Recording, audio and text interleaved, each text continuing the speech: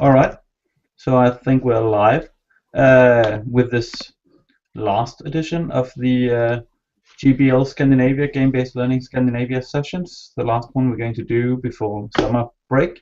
We'll be back, of course, in August. But for this last one, the third we've done so far, we are going to talk about some of the future projects that we in this little group are going to be working with in the fall when we get back after summer break. So we'll talk about the ideas we've got, the plans we've got, which games are we going to be using, and for what purposes. And this is going to be a discussion among us, which ideas might work and how can we be using these games. And we hope you want to ask us questions on Twitter, use the GBL Scan hashtag, or use the Q&A function on the Google Plus page for this Hangout, and we'll make sure to answer the questions as we go along. Yeah, I think that's it. So we'll just kick it off and talk about some games and talk about how we'd like to be using these games in class in the nearby future, and then we hope to get a nice discussion going with amongst ourselves and with anybody watching. All right, so I'll kick the ball off to Matthias, who's going to be talking a little bit about democracy, I think, and maybe some other exciting things. So, Matthias, do you want to tell a little bit about your future plans with games? Right, sure. So next semester I'll be doing a collaboration between English, which is my subject, and social sciences. And it's a game called Democracy 3. It's a fairly small indie game. It's made by a company called, let's see now, Tech. Basically, you control a government.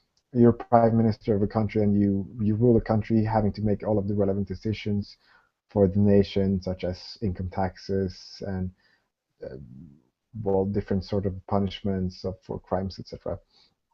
And my colleague who's been using this before um, regularly does this, having the students first create their own political parties and having their own ideologies and agendas, and then having playing this game, having them enact those ideals and ideologies. So basically, you're ruling a country as if you were a new political party and trying to make decisions based off of the ideology that you've created. And since I've got this installed, we were in contact with the game developer, so we've got 30 licenses for the game, and I've got one as myself. So I was thinking just briefly show you what the game looks like. Um, let's see if it works. It should be working. So here's the game. I should. So basically, you rule this country, and you've got all of these. Sorry about the music. You rule this nation, and all these dots represent different aspects of a nation, such as this one might be oil price, which is affected by oil demand and oil supply. And you're basically trying to keep the economy afloat, as well as having the different voter groups happy with the way you rule the nation. And I find this really interesting, especially regards to uh, student student agency, which I think is one of the most important aspects of the game-based learning, that students are actually in control of the situation they're put into. And here, being in the position of ruling a country is really a good way of taking abstract theories and concepts such as the national economy and putting them into practice. So that's one of the projects I'm really looking forward to doing next semester. So Tobias, I know you were when a colleague of mine had the presentation, Matthias. You were there and where he presented this, right? So what were your thoughts when you saw this? Uh, lots of different thoughts. Also, I had just given a talk myself, so I was a little bit, always a little unfocused, perhaps, after having given your Yeah, own talk. yeah, of course. But it was really interesting to hear you've been using democracy and civilization in different projects. And there's obviously a lot of overlaps between those two games, but also a lot of differences. Democracy, I've only played it a very little bit, but it seems like it's very obviously and fairly explicitly relevant to social sciences, for instance. There's a lot Yeah, of parameters to understand that are important to social sciences and that are important to be able to play the game. So the issue of um, how is the learning, the subject learning in this game tied to the subject, this is the social sciences, and tied to playing the game mechanics seems to be fairly uh, tied together, which is always a problem with some games. So it seems like it's a really good game to be using in order to understand some of the context and the relationship between these different parameters in action. So instead of the theory of these elements in society, you actually get to play around with them and experiment and look at the consequences. So I'm really excited to. I was excited to hear about the use of this game, but I'm also really looking forward to hearing more about uh, how your experiences are going to be when you're going to be working with this game. yeah. One of the difficulties with this particular game is that it's fairly straight on. Once you enter the game, you're faced with all of the complexity of ruling, well, almost all of the complexity of ruling a nation. There's no easy way into the game. You sort of have to understand the entire system directly because everything is intertwined, which is a good thing also because then you see how everything's connected, hopefully, as a learner. Mhm. How long of a run are you planning to uh, uh, I'm not sure. you know, I'd say probably a few weeks because the game itself go doesn't require that many hours of playtime, but preparation and analysis does require some time though. So I'd say 3 to 4 weeks perhaps for this project. mhm. And how do you think you'll introduce the game to your class? Will you just uh, uh, pull up the games in front of them and have them, okay, now you guys try to figure this out on your own, and uh, um, once you guys have plotted a bit around with this, then we'll go on with using this game for using this game for whatever learning purposes you have, or are you planning some kind of a tutorial or that kind of thing as you get started? There is a tutorial, but I think this one requires some heavy introduction from us teachers and explaining the concepts and some of the basic. Because to understand the game, you need to understand much of the social sciences, the different elements, and I think the more you prepare for it before starting the project, the better. Mm. Yeah, we did talk about this in some detail actually the last time around when we had some of your students, Alexander, joining Yeah. us. I think that was one of the things that they mentioned several times actually, that the beginning, the introduction, the learning to know the game was really important, and some of them had a fairly easy time doing so because they were playing games a lot before, and some of them had further challenges in this area because they didn't know the game. They maybe haven't played that many games. So it definitely seems like something you need to be aware of with these kinds of games. Yeah, and I think especially with this one, since the actual playing time isn't that long, maybe I'd say 5 to 10 hours for a run through. Then having been really prepared before starting and then have grasping the concepts before entering is a vital thing to not confuse the students. Mm. Will the class be playing the game from beginning to end, or will uh, uh, or will you be doing several run-throughs, or doing several run-throughs of maybe specific aspects or specific parts of the game? Do you think? Mm, um, but I think we'll have a set amount of turns that every student does rather than having a complete run through. That's more interesting. And also, we might have two comparative run-throughs when they have different playing strategies to compare the outcomes of having, let's say, a conservative or liberal approach to world domination. Hmm. But we'll see. It's sort of in the stage of planning, and we'll we'll sort the details once we get back from summer. Right, and the other project I'll be doing is a project I've been having in the back of my mind for quite a long time. It's actually not a video game, but rather a role-playing game I'm planning to do in the classroom. There's this British television series called Black Mirror, which I'm a huge fan of. Um, there are two seasons with 3 episodes each, so it's very few episodes, and they're all self-standing. So um, they're not a continuation of each other. And each episode deals with a dystopian future in which technology has gone wrong in some way. And there's this one episode called White Bear, in um, which really explores the concepts of punishment and crime and justice. I'm not going to spoil anything, but it's a really good introduction into discussions of what's the nature of punishment and what's justice and what's sort of what's the use and what ideology is behind the system that's in place.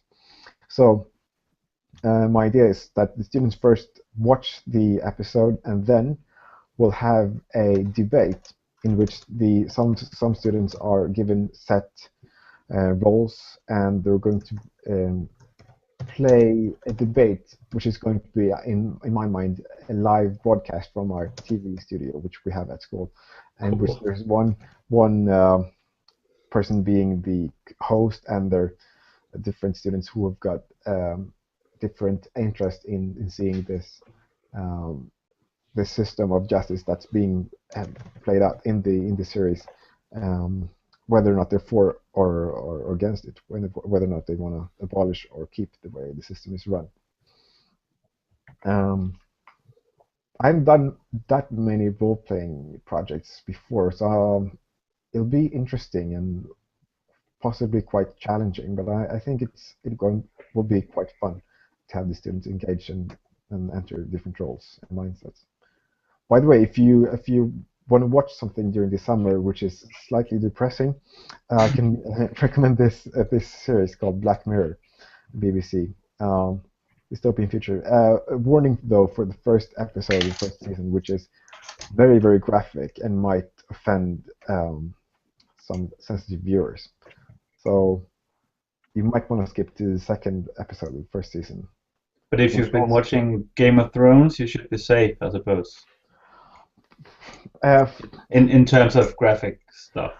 yeah, probably not though, because the premise of the first episode of the first season is that the daughter of the prince, no, sorry, the princess, the daughter of the ruling queen of England, has been kidnapped, and the prime minister is forced uh, to go live on national television having sex with the pig in order to release um, All the right, kid. all right. So that's the starting point, and so it gets worse. But so the second episode of the first season, if you wanna, it's really good series. It's really thought provoking. All right. A But great. yeah, a few questions. It sounds pretty interesting. I've Yeah, been working a little bit this spring with some university students and been working with this whole concept of role play, debate games, dilemma games, yeah. uh, and I find it really interesting. But I also find it can be a challenge for it not just to be a debate. Have you been thinking about what kind of game elements, role-playing elements, you can include in this, so it's not just a completely regular debate, but partly role play, partly debate. Right. Well, in order to become really good, the students need to be engaged, right? So my idea is that I write role sheets and sort of like a brief background into the characters that we're playing, and some hints in how to make it probable and likely that they end up acting the way they are. All right. But I'd love to see if you've got some links or some material that I could use for planning. I'd love to take a look. Yeah. I'll see. I've got a few things, and I'd love to share that also on the website, of course, afterwards. I spent some work done. There's this Danish researcher called Torkil Hanghøj who's done quite a lot of research on debate games, dilemma games, not role play in the sense of live action role play, but in debate games and setting up these debate games so that they are more like a game than just debate. And I think it's a pretty interesting genre, but it's also fairly difficult, I think, Yeah, to create a momentum and to make sure, doing research might be a big part of it, but then you need to make sure that it actually feels like it's a big part of playing the game, of yeah, advancing in the game. So just like any other game, you kind of need to create a connection between what you think is a game mechanic and then what you want the students to learn, because it really works well when the game or the dilemma game, the debate game, is set up so that you feel like you really need to do some research, for instance, to be able to convey your message in a convincing way if you want to win the yeah. debate or something like that. But there's a lot of interesting possibilities with this genre. I'm just curious. Have any of you been doing like live action role play a lot earlier on? Never have I done it. Tobias, that sounds like the kind of thing that you'd probably have done, or am I stereotyping? No, you're not necessarily stereotyping. No, I've done quite a few of pen and paper role playing games, but never live action role playing. Not in school and not like as a hobby. But Okay. All right. I'm just curious because I haven't either, and I've read a lot about it and talked to a lot of people about it, and I'm really curious in this because there's some extremely interesting social experiments going on in that scene.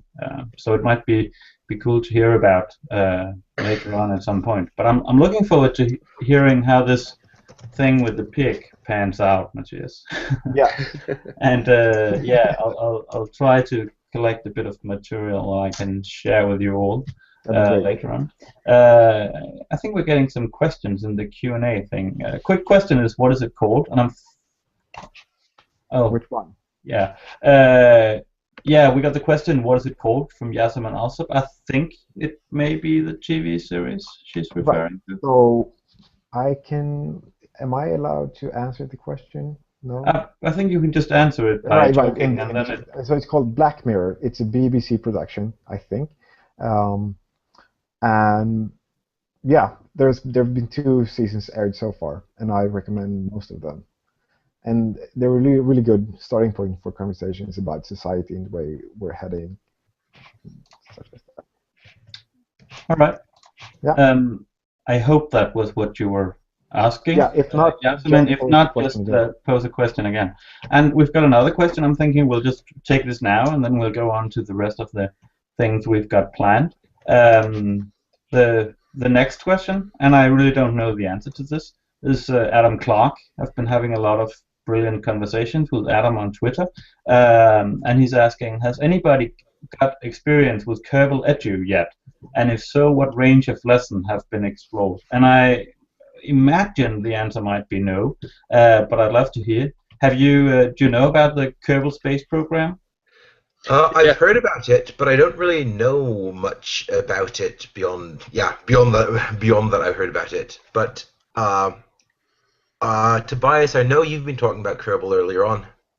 Yeah, I played a bit of Kerbal Space Program, just the regular Steam version. Myself, me and a few friends have been playing around with it, and Skyping as we build our spaceships and failed to send them into orbit. But I imagine this is. I've looked at Kerbal Edu. I thought about Kerbal Edu, and I also thought a bit about Universe Sandbox. Have any of you guys heard of that? Yeah, Universe tried it Sandbox. out just briefly, but haven't been Because using it I much. can.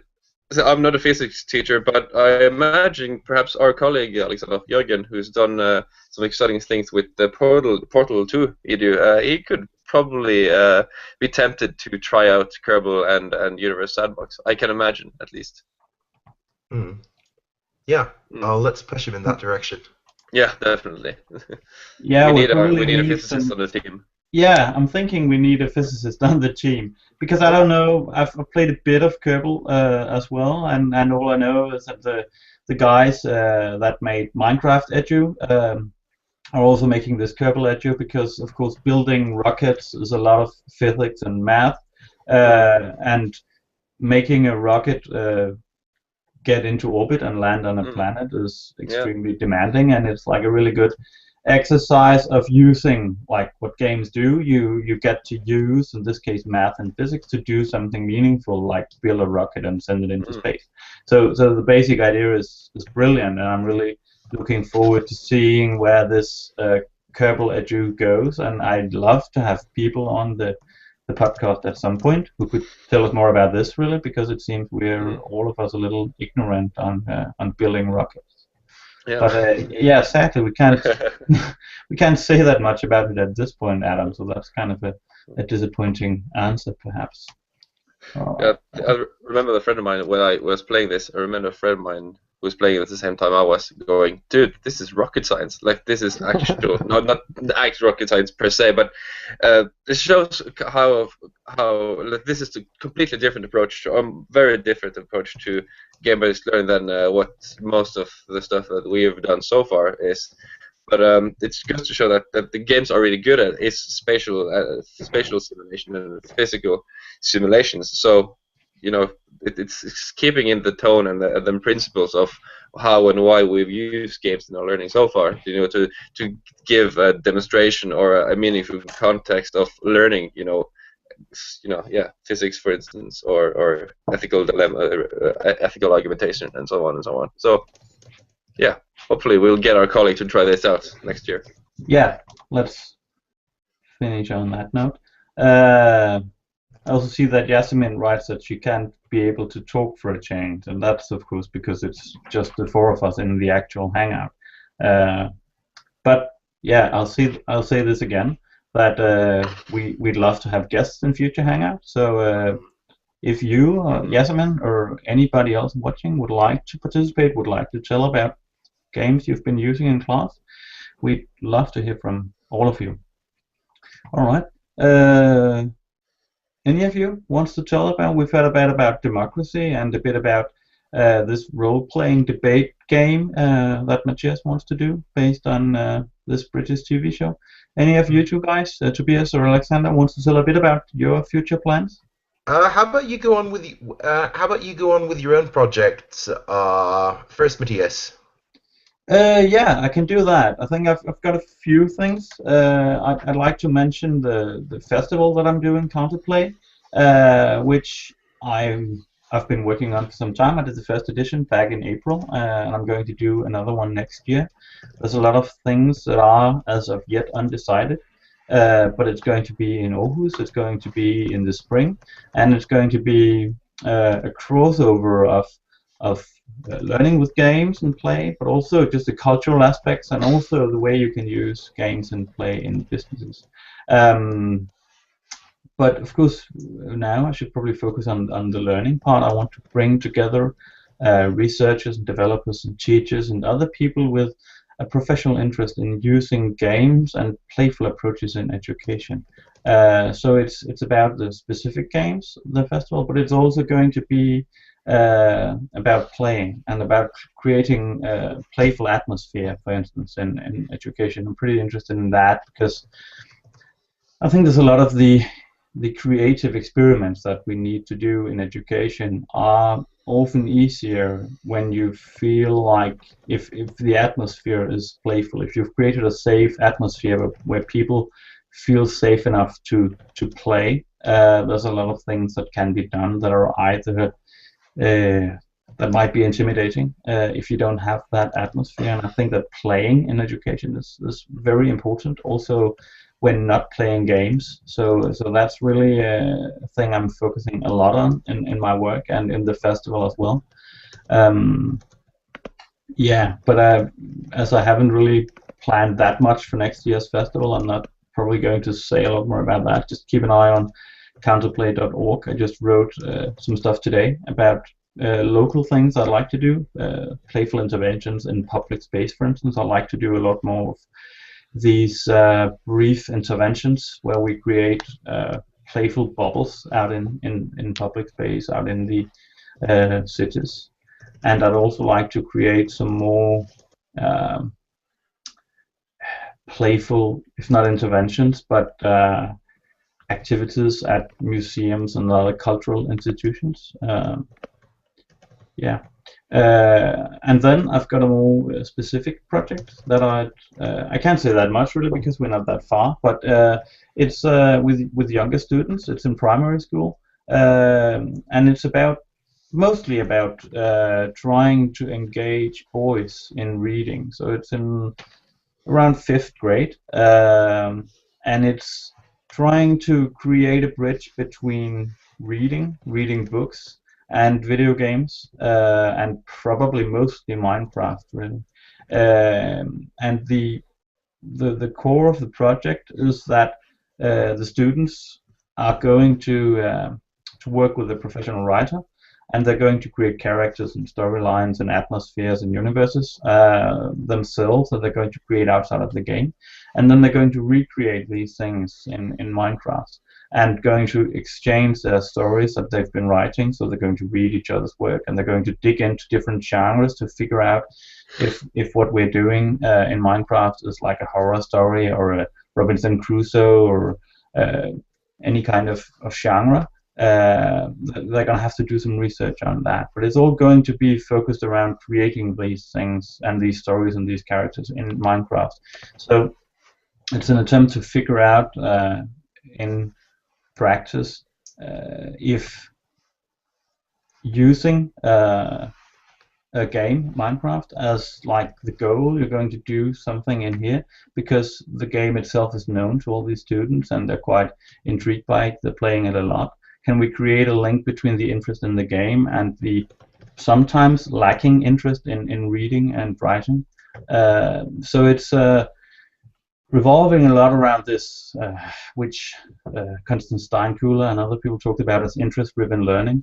Instead of saying to these kids, you need to learn to read because you have to do an exam, or you have to get good grades, or you have to do good in school, or you have to take another education after you finish primary school, we'll try to say to them, you'll have to read because you'll have to create these universes in Minecraft. So it's a fairly short-term goal and something concrete that they can relate to, and they might really. I love it when students are proud of their work, and I'm really hoping that the students we're working with here are going to be so proud of their work that they want to show it to all their friends and their family and such. And if we get there so that they're that proud of the products they make, the research they do to make these products, the reading they'll have to do, and the knowledge exchange and the collaboration they'll have to do to get there, will feel like much less of a burden because it's just part of the process that they really like doing. Yeah, so I think that's probably most of what I can say, because not because it's secret, but because we're fairly early on in the project, and we're going to do the actual workshops with the students sometime during August, September, and such. I can get back to that later on. Yeah. I don't know if you have any questions to any of that, but if not, I'd like to continue with the question on this notion of interest-driven learning, because I'm finding it really interesting to see how games kind of turn our approach to learning on its head. Because often in school I have the feeling that learning is the goal. You need to learn, that's why you're in school, you need to acquire all kinds of competences and knowledge and such. And when we're playing games, learning is just a part of the process to get to other more meaningful goals. And all kinds of learning is involved in that. Have you seen in your work with games or in your own personal playing games that you've been acquiring weird knowledge, or your students have been acquiring weird knowledge in order to play the game, in order to succeed in the game, or that you, when you've been using the games in school, that has led to an increased interest from your students in whatever subject the game was touching upon? Does it make sense? What do you mean by weird knowledge? Do you mean knowledge that is not normally covered within within a normal school unit, but still can have some general value? Or are you talking more about like specific game knowledge, or uh, uh, uh, a game understanding, or that kind of a thing? Well, I'm probably basically just interested in hearing a bit about your experiences as to how games can be catalysts, so to speak, of curiosity and to exploring a subject further on. And sometimes that subject, when we use the games in school, the subject is probably relevant to school. In other cases, the subject is not relevant to school, but kids and everybody playing games might be researching that subject anyhow because the game kind of created that interest. Hmm. Well, I remember I didn't teach the third or senior grade year Norwegian at my school this year, but I'm going to next year. But I remember one of the students I had in my religious studies class. He heard about, I guess he heard about my project with The Last of Us, and this is and like, well, as one of their big projects in the last year of Norwegian class, they have to create a big literary project where they present a series of novels, or present a subject, or something that's it's the theme of some novels, or whatever. And this one student of mine, or several students actually, chose dystopian novel literature and dystopian universes and such. And he actually chose The Walking Dead and The Last of Us as one of his representations for dystopian literature. So I think that was quite an interesting take on it. Like, he compared it to like Cormac McCarthy's The Road, for instance.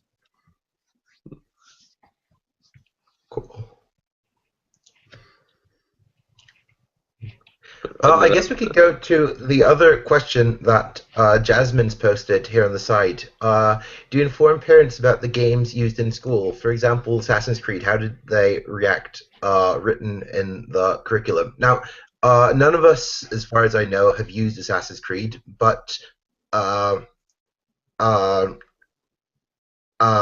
Tobias, I know, has been using quite a few different, fairly violent games, like The Last of Us, as he said, The Last of Us, as he said, The Walking Dead, Skyrim. How did the parents react, Tobias? They didn't, surprisingly. I was really expecting at least one angry phone call from a parent or provider or something, but no, I didn't. I actually didn't hear anything. They didn't react. I was a bit surprised. So I inquired with my students later on how did your parents react when they hear you playing these violent video games in school? And The Last of Us, I also asked them to play at home at each other's houses. So at least then the parents would have to caught on what was going on. But most of my students said the parents were reacted positively. They said, okay, good, I know that you kids are are playing games already, and it's a big part of many of my students' lives, and they felt it made sense to use them within the context of the school and within education. But then again, I'm not that sure how. I'm not convinced that any parents actually, spend time with the kids when they played The Last of Us, because then I would probably have had to deal with a phone call or two. But no, I don't inform them that we use games in school. But then again, they know that the games have become a big thing at our school, Alexander. So I guess they are. I guess they know that some games are being used, but I don't think that they know what games are being used. Not at least until the newspaper articles started ticking in and stuff. Did you say how old your students are? Because of course that makes a difference as well. Yes, all my students when using The Walking Dead were 18 or 19, and when we played The Last of Us and Skyrim, most of them were a good few of them were 18. Some of them were 17. So I asked my supervisor before we started this, like, will this be a problem? I asked her if this would, if she or any else in the school board had a problem with it. But then she argued that since it's okay for a 15-year-old to go see an 18-year-old rated movie with a parent or with an adult, then this will also be okay, since this is under my supervision. And my Walking Dead students also, I asked them if any of them would have a problem with this or take offense to violent content. So I made sure, like in advance, if this would be a problem both with the students and with my supervisor. But so far, it hasn't really been a problem. And most of these kids are already consuming content meant for people of 18 years and up, and most of them are 18, so it hasn't been a problem yet. But I am prepared for. This is probably something that should be discussed anyway. At the same time, we actually used violent media as a subject for a whole week when we blogged about it and discussed about it in class. Like, why is this entertainment, and is it okay that we entertain ourselves with violent content? So we actually used the violence in The Last of Us as a basis for a discussion that they had to blog about and argue and make arguments about and so on. So we dealt with it. We dealt with it within the subject matter. So I think that was an okay solution to it, as far as I'm concerned. Yeah, I completely agree. Of course, it makes a difference if you're working with very young students. You need to assess the game and what kind of game is this, and you probably shouldn't be using The Last of Us for small kids, obviously. And I think that's there's different age categorizing systems in the US and Europe, and of course you can look at those, but I think often you need to look at the game and you can assess for yourself if this would be okay for students of that age that you've got in your class. And I think in many cases that if you as a teacher look at the game and you consider the game and you consider the different elements of the game and you make a conscious decision that this makes sense, this is okay, and you have like a lot of considerations in terms of what are they going to learn by working with this game, you've got a lot of arguments if parents come knocking on your door and telling you that it's not okay. And I think that most of the teachers that I've been working with have found good solutions to that. As long as you choose games that you consider to be okay for the age group, I don't think it's a problem. And then there's the whole thing that you talked about, Tobias, that these games and this culture is already a part of the media that they consume. And if we can help qualify that, and if we can help develop their critical approach to games and to media in general, and make them consider, even be more reflective about why is this kind of media, why is violent games sometimes really entertaining, why can it be really entertaining to play Grand Theft Auto, or as you have a good example, Tobias, as well, why can the violence be important in the story. It's not just Mm. it's not just superficial. It's not just irrelevant, but it's actually a big part of the message the game wants to convey. And if students can come to a point where they're able to analyze games and to see what is the purpose of the way violence is portrayed in this game, for instance, I think it's pretty relevant, and I think that they've come a long way in becoming more critical consumers of media, and I think that's really important as well. Yeah. Yeah, definitely. I actually, just to demonstrate the different kinds of violence that video games can have, we actually compared the first moments of Grand Theft Auto 5 with The Last of Us. And then I asked them, like, is there a difference in the violence here? You know, violence, both games are quite violent, but the violence in The Last of Us, I hope that they would realize that these are violent in very different ways. And then one of my students pointed out that in The Last of Us, you are almost always the one who's on defense. You're almost always the one who's being attacked. Whereas in Grand Theft Auto, there's nothing stopping you from just being a crazy gunman, just mowing down civilians. So that made it that they said the violence in Grand Theft Auto was almost a bit ridiculous. It's so over the top, it's so exaggerated. But in The Last of Us, one of my students, she pointed out, like you mentioned, that the violence in The Last of Us actually has a narrative function in the same way that dramatic music or sound effects or lighting or various things can have, just because it's all about putting the player in a certain mood, and it's so well integrated into it's so deeply set in the world, in the universe that The Last of Us takes place in, since it is a dystopian future and it is humanity on a brutal struggle for survival. Then so the violence is natural, part of the universe. Whereas in Grand Theft Auto, it almost becomes it actually breaks with the narrative when these guys who are portrayed as fairly normal people in the cutscenes just start acting like complete psychopaths. If the player chooses to do so. So yeah, and all of these, so they had a really, really reflected and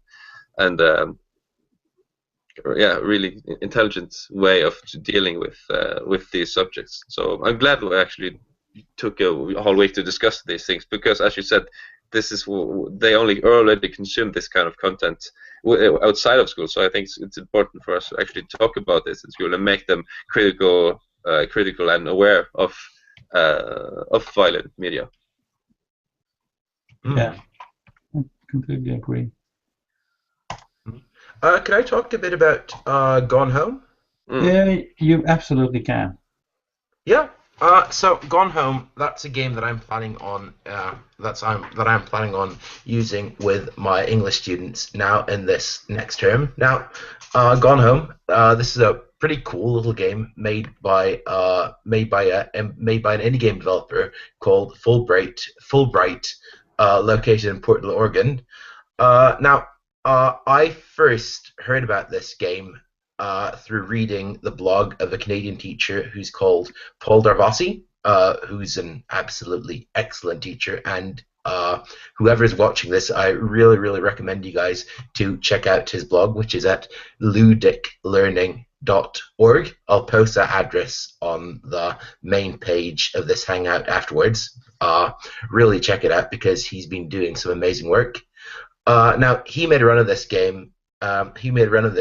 In English class at Knoll Boys School in Toronto, and my plan, as I said, is also to be using this.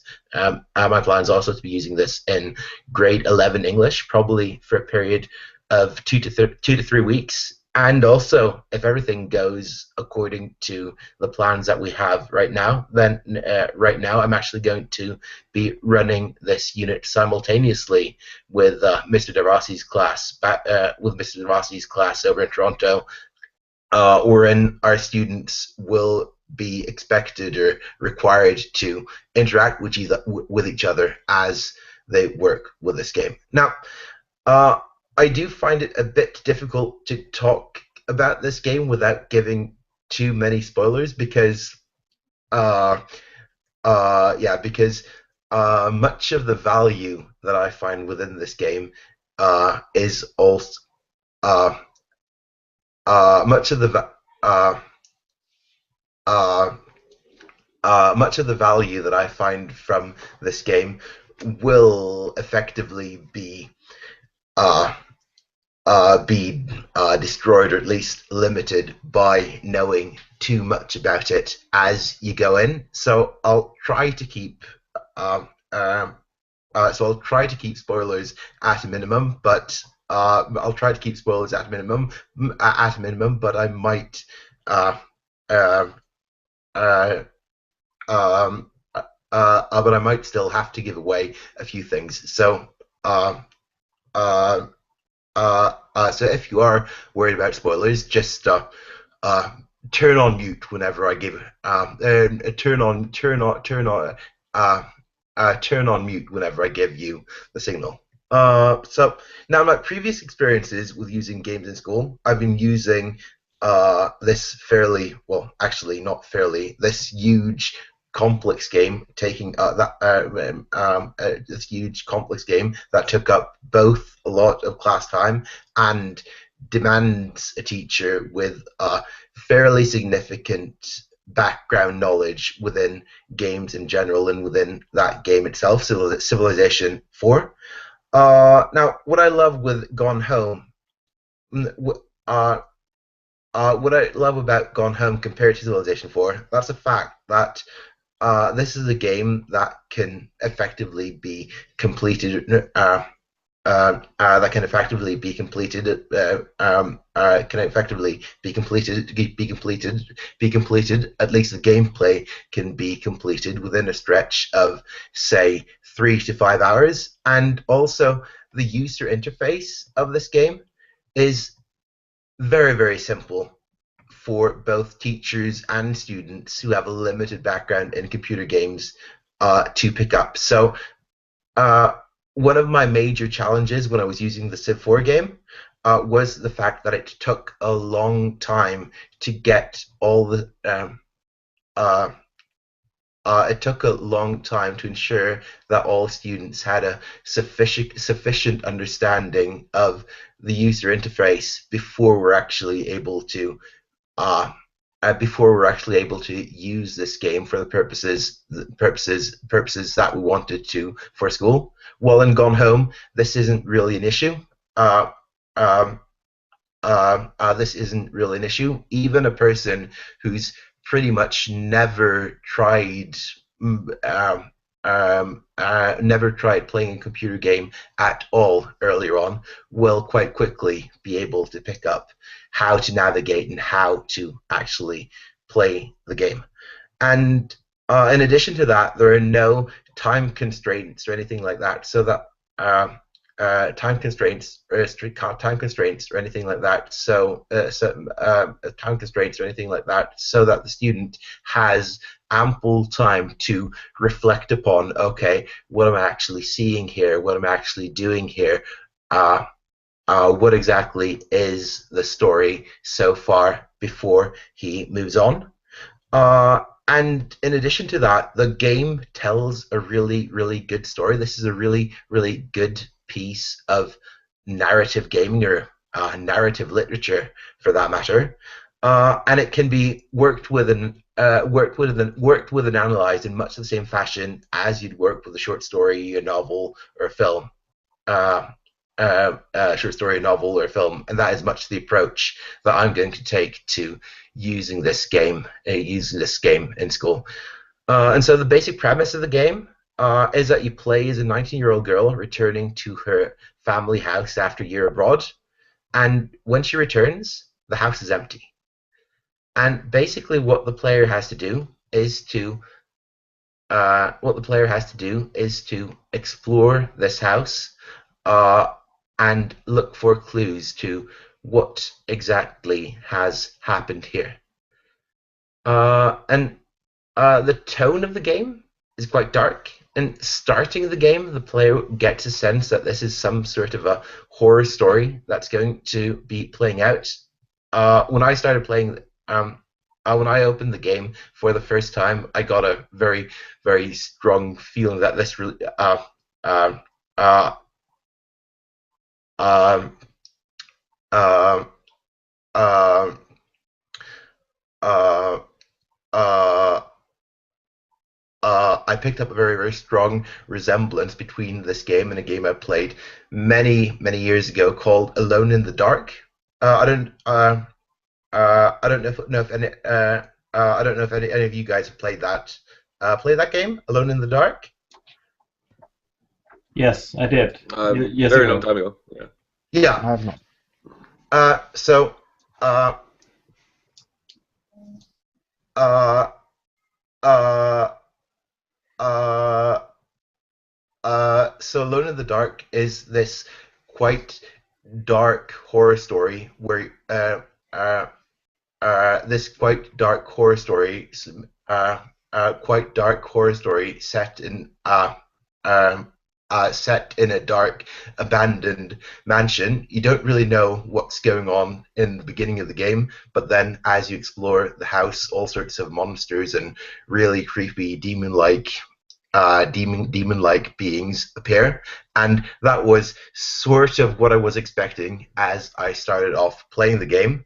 But as you get to explore, uh, but as you get to explore the house, you realize that okay, there are no demons or apparitions or anything really that is going to appear here. The entire game is actually looking at the clues that are scattered all around this house and try to unravel the mystery of what exactly is it that's happened to my family. Uh, and so the themes the themes that this game covers is focuses more actually on things like teen angst, family ties, clashes of different values, and uh, really themes that um, really themes that I think that my 16, 17-year-old students will be able to relate to quite well. And the way that I justify using this game in the class, that's the fact that, in my mind, this is a very, very powerful piece of literature. And uh, the themes that it raises that I covered generally a bit earlier, but that I won't go into too much detail here. Too much detail here to avoid spoiling it. Uh, does resonate quite powerfully with teenagers, and also the fact, as I mentioned earlier, that this is a game that is very, very accessible, uh, even to the is very, very accessible even to those teachers and students who have a very limited experience with games before. And it's also a game that, for teachers who might not have all that much experience with games, might not have all that much experience with um, experience with games from before, but want to, I don't know, dip their toes in the water and find out, okay, what is this whole games in school thing all about? Gone Home, that's a brilliant place to start. Mm. Right, I've got a question. How would you go about in the classroom using this game? Would every student bring it individually or in pairs, or would you play an entire class? I uh, I wouldn't play this. I wouldn't play this as an entire class, but whether I'll have my students play this in pairs or whether I'll have them do it individually, I haven't quite decided on yet. The value of them playing in pairs is, of course, the fact that then they'll be able to have these meaningful discussions as they're doing their exploration. But uh, uh, there can be a whole separate value to doing this individually as well. Having the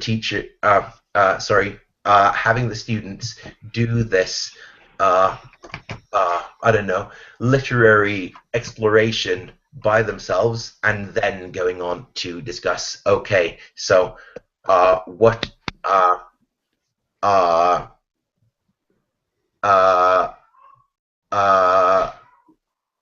uh, what is the story here? What are the themes? How how does this resonate with teenagers today? So either playing it in pairs or either playing it in pairs or playing it individually, I think both would work out pretty well. And I do suppose it would be possible to play this as an entire class as well, but then again, sitting through uh, uh,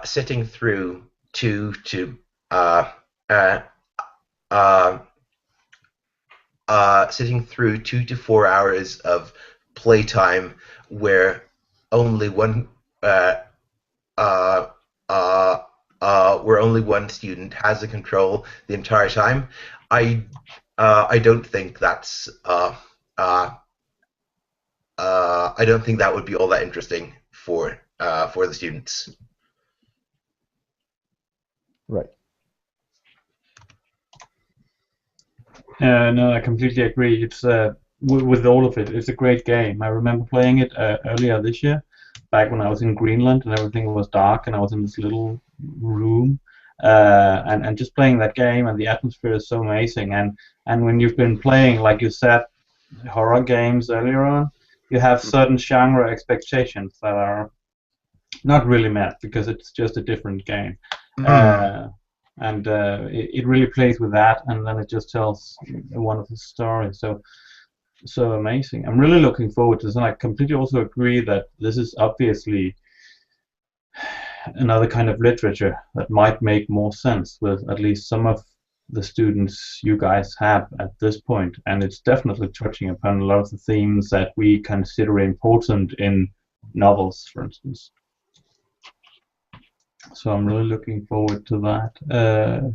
Yeah, I'm thinking that we should definitely at some point, when you've been doing the course with Gone Home, parallel with Paul Davasi, try to do a hangout with you and Paul if he wants to join, and maybe some students as well. That could be really cool. So have a Gone Home themed hangout at some point when you've gone through the paces of that. That would be excellent, especially bringing along students. I feel is really, really valuable to this kind of talk. Yeah.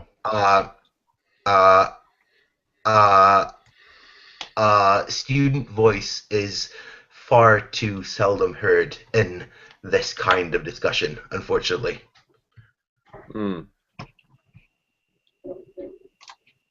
Yeah, I completely agree. It's striking, really, that we're talking in so many different forums and contexts and conferences and all over the place. We're talking about games and learning, and it's just a very little part, a little portion of those conversations where students are involved. And it's probably a general issue with education that way too often we're assuming a lot of things about students when it just makes more sense to really include them and invite them into these conversations. And I think, at least my experience with that is that they love to be heard. It's always really nice to be respected and to be heard, and people asking you what you think about this or that. So it probably shouldn't be a problem really to include more students in the conversations we're having. Since we have a question, to wrap it up, or yeah,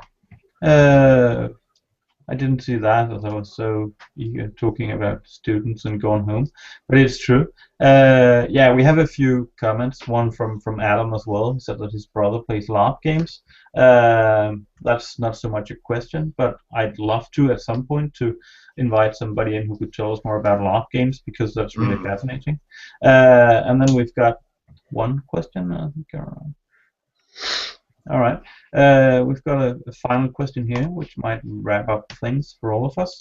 From Yasmin. She says that. Oh, sorry.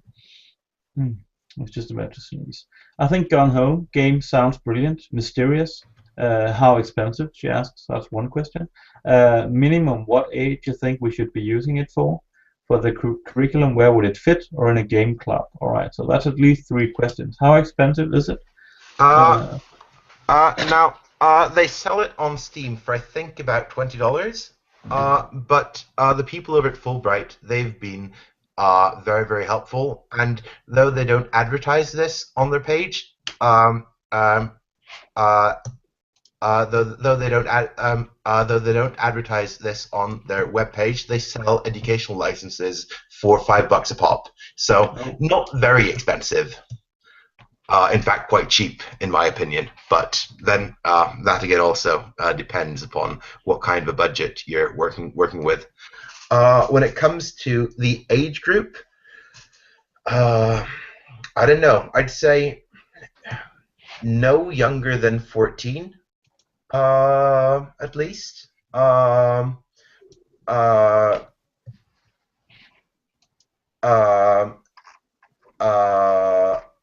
for all of high school, this fits perfectly. But how young students this would fit for, there is no violence or anything like this. But um, there is no violence or anything like that. There is no violence or anything like that in this game. But the game does deal with some fairly adult themes, and yeah, my supposition, at least in a Norwegian context, I'd say from grade 9 and up, this game would work quite well. I don't know if you guys have any different input there. No, I agree. I think it's not because it's violent or scary or something like that, but it's just if you need to be able to actually understand and relate to the themes of the games, if you should be able to see some of those themes in your own life or in the world around you, you need to be at a certain age for that to make sense. And I think that grade 9 would be good, and grade 8 might work in some cases, but around there, I think that's a good general guideline. Mm. Yeah, because it has to be relatable after all, at a certain level. So. Yeah, exactly. That's a big part of the purpose for using games like this because they can relate to that hopefully, and it might make these themes more meaningful. And the last question that Yasemin asks, do you see this in relation to the curriculum or the game club? It's pretty obvious that you, Tobias, Alexander, and Paul Davasi as well, sees this in relation to the curriculum, that you're going to use this in class as you would any other media. Yeah.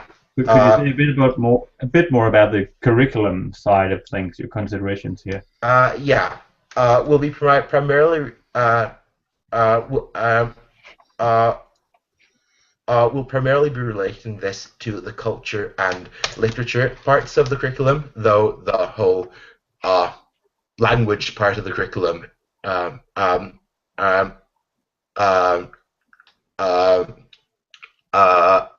the whole language part of the curriculum does fit in quite well here as well, at least for my students who are English second language learners, right? But I'll just mention a few of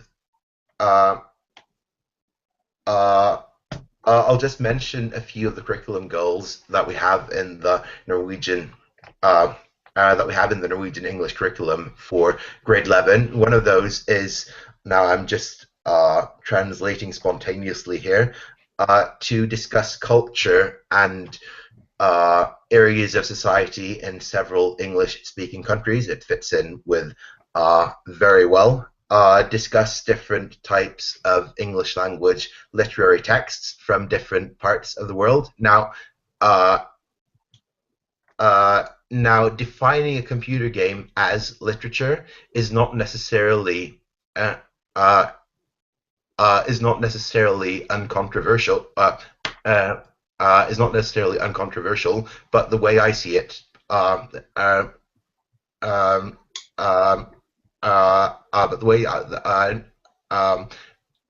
the way I see it, many computer games and computer games, and this game in particular fits in very, very well within the literary tradition, and also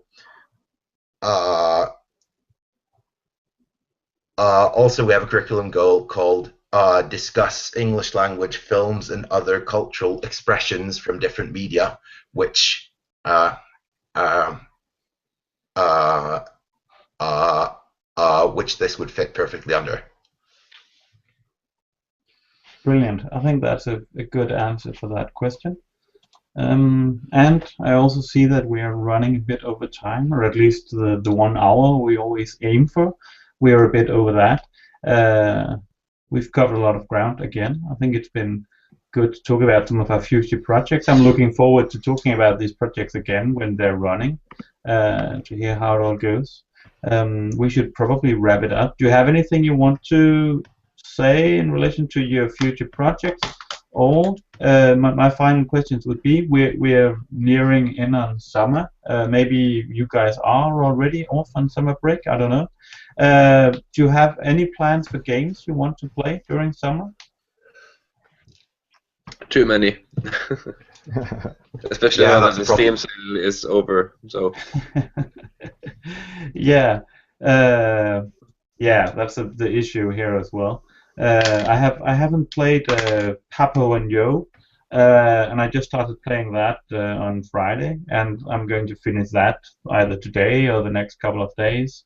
Which mm, is it's a pretty beautiful game about a boy and his relationship to his abusive father. It's a mm, pretty strong theme. But I'm definitely thinking that there's some kind of educational project there as well, using that mm. game. But even just for the Yeah. experience of playing the game, it's definitely worth it.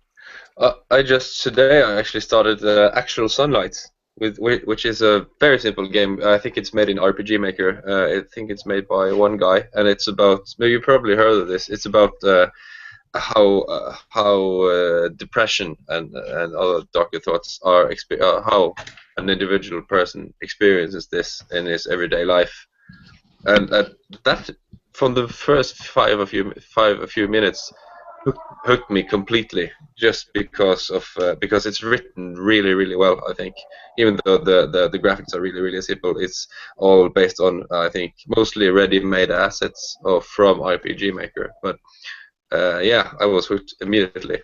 Cool. What was the Actual game So it's sunlight. called again? Actual Sunlight. Actual Sunlight. Mm.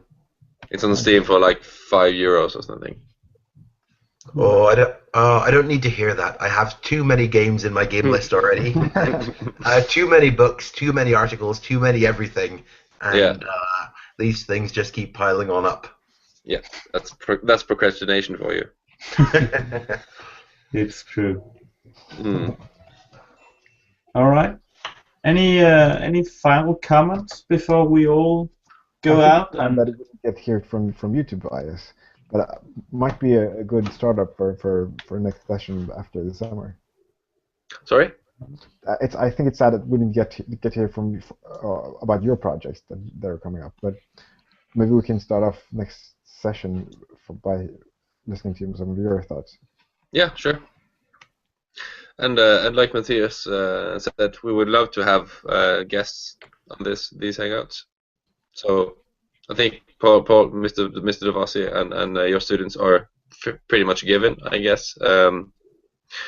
So if anyone during the summer wants to join in on these hangouts, all you have to do is send us a message or tweet us or something, I guess, and just show your interest in being a guest.